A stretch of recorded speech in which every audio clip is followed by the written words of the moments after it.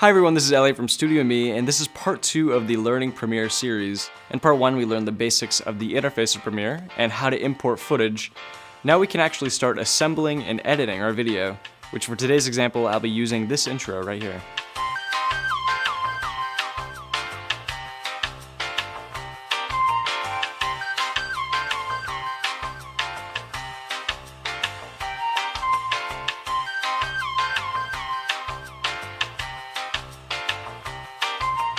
I think the best workflow to edit with in Premiere is actually laid out in the top of the software here.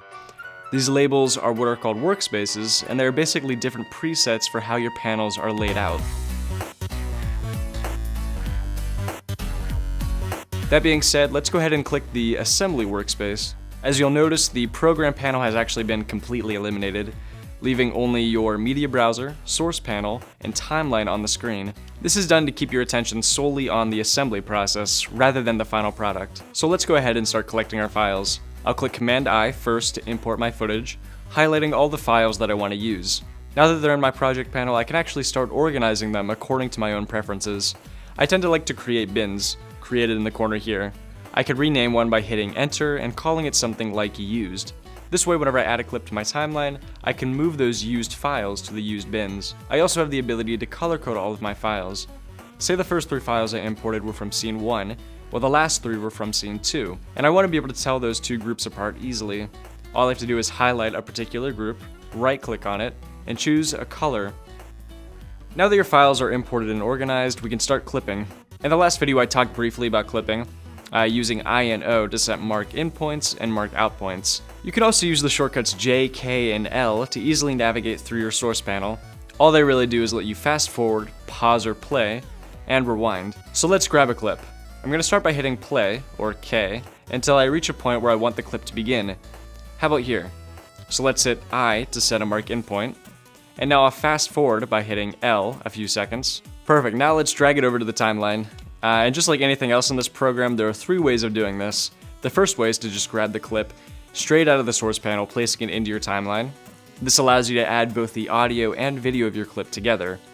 Say you just want to add the video though, then you just grab the film strip icon here, and for audio, just the sound wave icon here. Alright, great, so we've assembled our footage, but now we actually have to make it look nice. Let's go ahead and move to the editing workspace. More than any other part in Premiere, I think the editing strategy is the thing that depends most on your own personality. There's no real right way of doing it until you've done it yourself. For this reason, I'll be going over specific editing tools in this section, not strategies. There are 3 tools I think you'll probably use most often: the Selector tool, Razor tool, and Ripple Edit tool. The Selector tool is exactly what it sounds like. It's your basic tool for selecting and highlighting clips, and you can get to this easily by hitting the shortcut V. Your Razor Edit tool is also pretty obvious. This allows you to make simple cuts throughout your timeline, and you can get to this by hitting C. And finally, your Ripple Edit tool, which is shortcut B, which allows you to trim frames off the end of your clips. This tool is perfect for fine-tuning and tightening your project.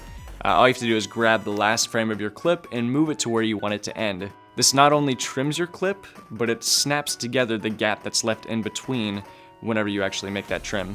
Once you've got these tools down, I suggest trying your hand at the Rolling tool, which is shortcut N, Track Select Forward tool, which is shortcut A, and the Text tool, shortcut T. The Rolling tool is especially useful for taking away frames in one clip while simultaneously adding frames in another.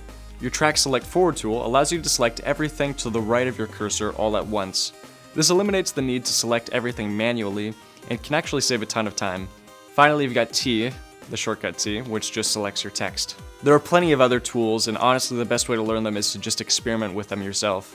Anyway, that should be enough for you to go out and start assembling and editing your own footage on your own. Once you've pieced together your video, be sure to check out part 3 where I'll be going over effects, transitions, and fine-tuning.